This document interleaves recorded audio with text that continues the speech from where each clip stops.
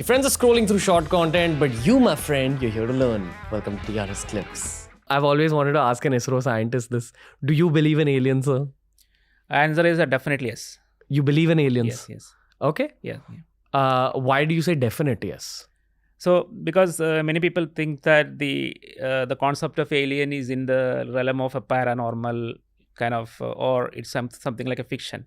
Yeah. But just based on the pure scientific principles, if you look at because Earth is just one planet, and it's just a sun, the star sun, which is where the Earth is rotating around sun, is one among the billions of stars in the Milky Way galaxy, and you have billions of galaxies in the universe. So the probability of only having intelligent species just in Earth, if you look at all the billions and trillions of planets that is possibly available in the universe, is very, very rare. I am just inverting that probability. That it just we being only intelligent species in the universe is there's a very low probability for that. Like mathematically speaking? Mathematically, it is impossible. Okay. That just only one planet have intelligent species. So the natural consequence is that in the universe, it is teeming with intelligent species. Okay. Are any of those secret projects related to aliens or some kind of alien life? I will not be able to aliens is not the means you can say that's not many. There are different kind of secret projects which is better we cannot have it in a public conversations. Yeah. But I'm giving you the most important factor that means acknowledging or believing in alien is not something which is absurd. Yeah. And you can get it from I'm giving you authentically from a scientist. I'm saying it's a kind of natural in the universe to have intelligent species like humans. And the second consequence, because your question have another consequence, because whether the aliens are there in our local neighborhood. So that is the most important question. The thing is, you mean the solar system? Yes. So the natural, because that is another, because mathematically the existence of intelligent species is given. There are no doubt about it. People who argue opposite seems to be kind of absurd, basically. Now, whether the second question, whether they are available or present in the in our premises, that is like our neighborhood planets, moon, or in the Earth, like around in the area of Earth. That is what the kind of question where people will be like gray. Like some people will say yes, some people will say no. So even there, so there are two camps, whether they are there or not in our premises. So I have based on my own kind of, it's not nothing, I don't put ISRO here, but my own kind of analysis, independent analysis, seems that there is a kind of alien, that is intelligent presence other than human presence in our planet itself. In our planet? Yes. You mean Earth? Yeah. And there is some other intelligent... Yeah, I mean, saying that there is an ambient alien presence all over the universe. What does that mean? Means because of the mathematical probability, right? Okay. Because you should have the intelligent species other than humans in the universe. That is the natural probability. That is what. Why did you call it ambient? Ambient means it's again ambient basically based on probability. Okay. So if you take a sector of the Milky Way galaxy, then there are certain number of habitable planets that is possible in those in that particular sector.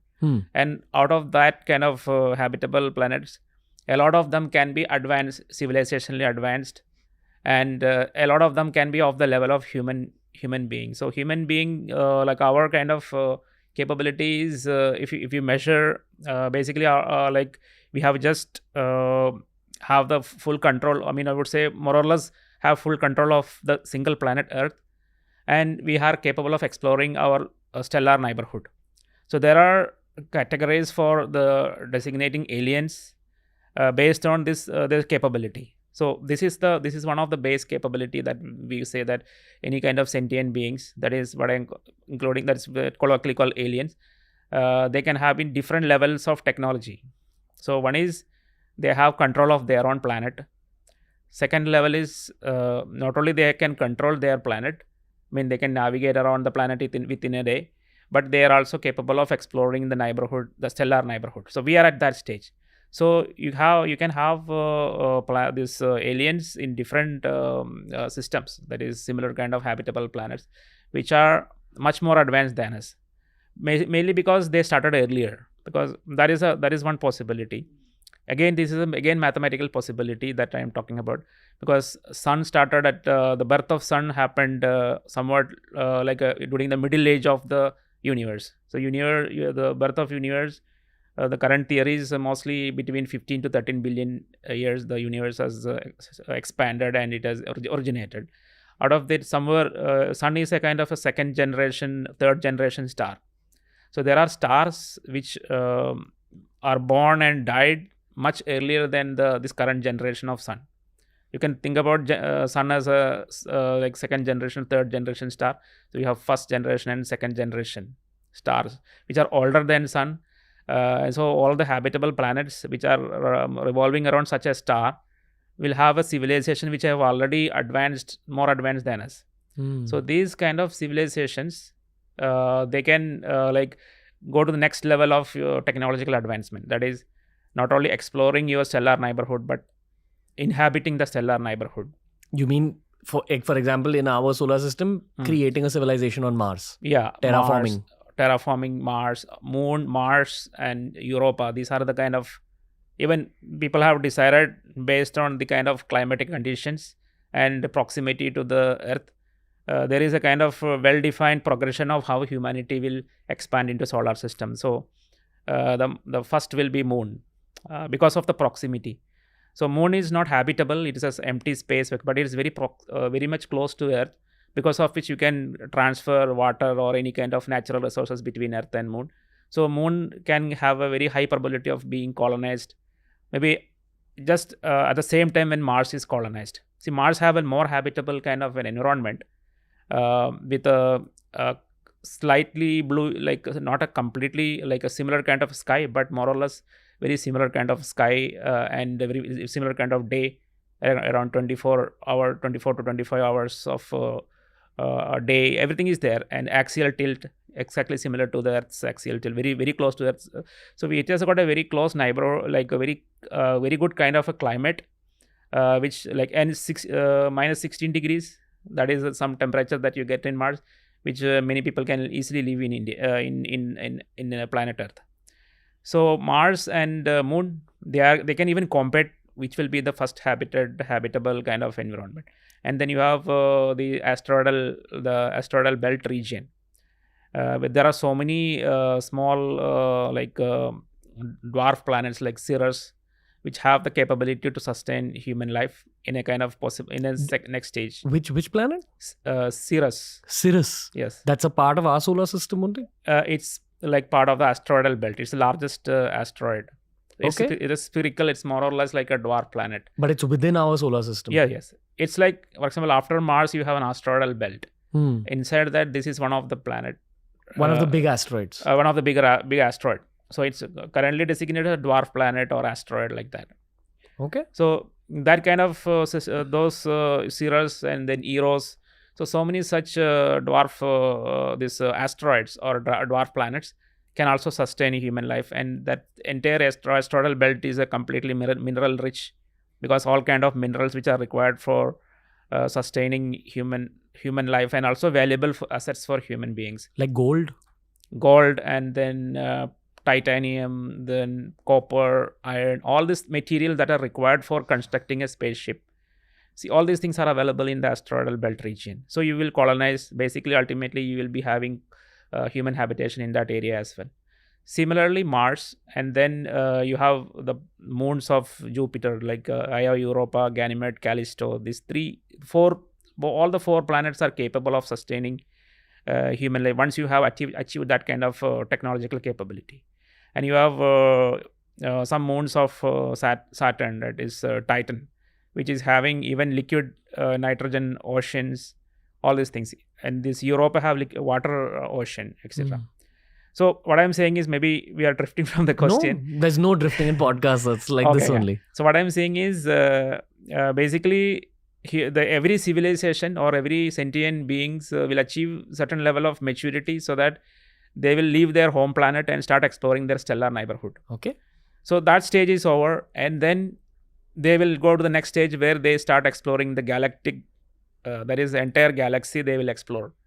And at that stage, because it is based on the statistical analysis, the possibilities that there are minimum some 14 to 20 intelligent systems in our own Milky Way galaxy. Intelligent means because of the nature, the habitable zones around these planets. On the stars, which is part of the Milky Way galaxy system.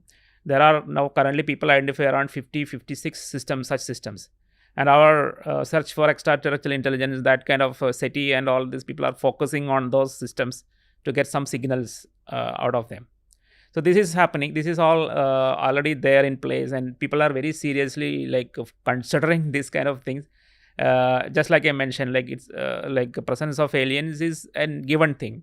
It's not some matter of speculation. Statistically, it is the natural thing. So ultimately, what I'm saying is, you have at least more than a dozen of systems that can produce a civilization which can advance to the next stage of galactic exploration. Okay. So when I say galactic exploration, naturally those intelligent beings will come to planet Earth, because we also is an intelligent being. And any kind of civilization, that is, I use the word civilization because again the same word for aliens. So as an extraterrestrial civilization can sense whether intelligence is there in a planet based on the electromagnetic signals that we release, and we have been releasing it for more than 70 years.